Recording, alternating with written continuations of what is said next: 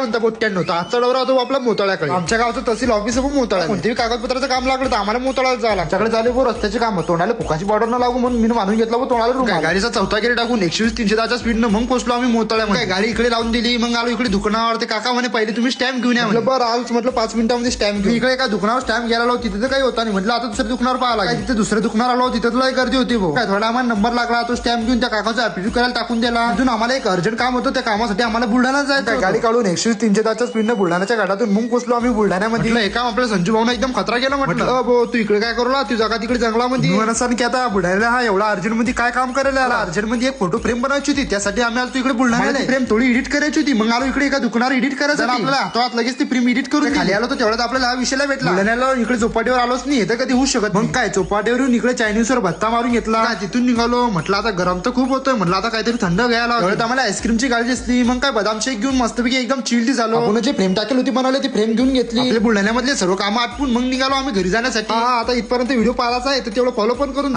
केलं ना आता फॉलो. तर चला आपण भेटू आता पुढच्या ब्लॉग मध्ये.